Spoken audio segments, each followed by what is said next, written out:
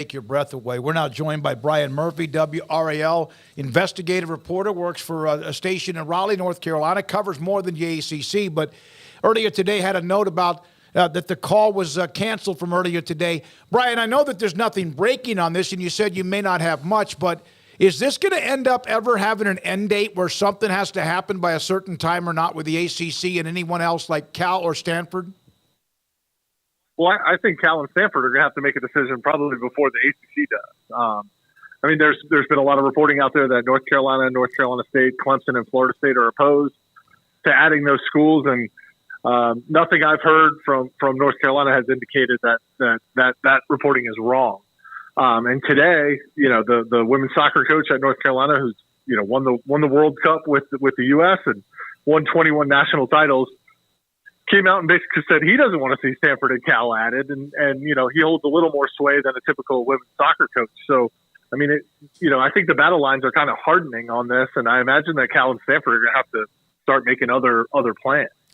So, Brian, I guess there was supposed to be a meeting this morning. Is that correct? And any word on just kind of what happened with that as people are... No, it was canceled. I know, but why? Oh, okay. Yeah. I'm sorry. Is there word on why that was canceled, Brian? Sorry about that. My understanding is they have a regularly scheduled meeting among the CEOs of the school presidents every 2 weeks, and that it's not uncommon for that meeting to get canceled, and this one was canceled. Okay. So there was some sense that this was a specially called meeting, that they were going to vote today. I didn't have any indication of that. Checked in to see what happened at the meeting and was told it was canceled, and told that it often gets canceled. This is something that Jim Phillips actually mentioned during ACC Media Days, that they have a standing meeting on the calendar, because I think he felt that maybe there was a lack of communication happening. So they have a standing meeting on the calendar. If they don't have anything to discuss, it gets canceled. So okay, you can read into that what you will, I guess. So you mentioned North Carolina. I saw the comment from the soccer coach. That was you talk about just truth serum. That's exactly how he feels. I'm sure some will get offended because everybody is now, but I love the comments about what he said, that he would then have to recruit against Stanford even more so, and because of who they are and what they represent, that would actually be bringing them into North Carolina's backyard. Yeah, Stanford's been a very good women's soccer program. The ACC has been really good between North Carolina and Florida State and some others. And he said basically, why are we going to help them out? They're tough enough to recruit against already.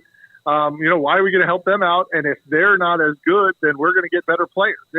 He also talked about, from the commissioner standpoint, he understands. You're adding Cal and Stanford, two great academic schools, two great athletic schools.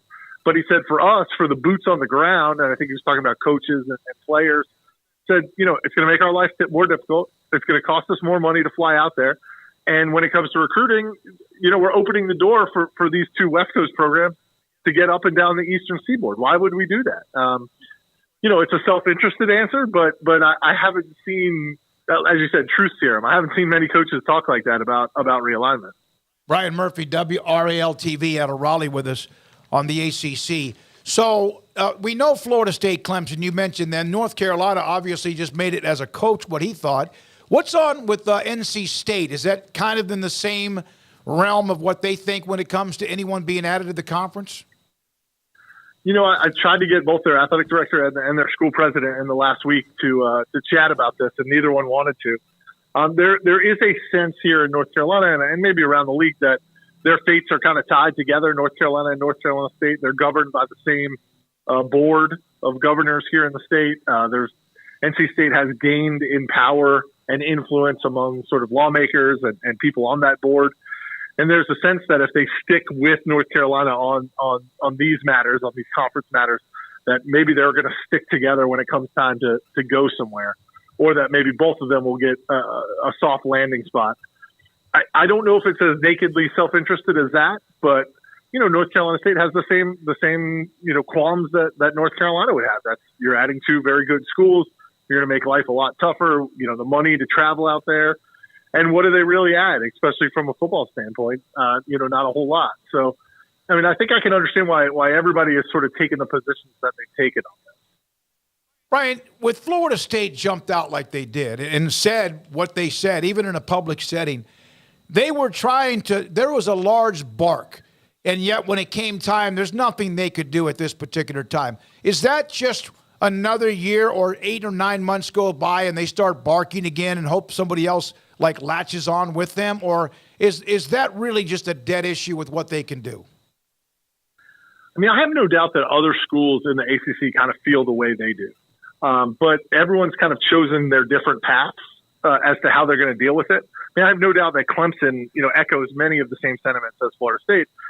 But, Clemson's been in the league since it started. And they maybe feel a different kinship to the ACC that Florida State does. And so they're handling their business, much quieter.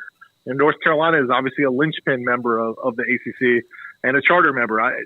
They're certainly exploring their options, but I don't think that they're going to publicly, shame the ACC the way that Florida State does. Why Florida State feels comfortable doing that is kind of beyond me. I wonder if the political pressures on Florida State are a little bit different, with Florida, being in the SEC and things like that. But it's certainly not the way that I think a lot of the ACC schools would prefer that they handle their business. I think they understand their frustrations, but I'm not sure it helps anyone. Who does it help to have a school, an important school in your conference out there just constantly bashing the league and saying we don't have enough money?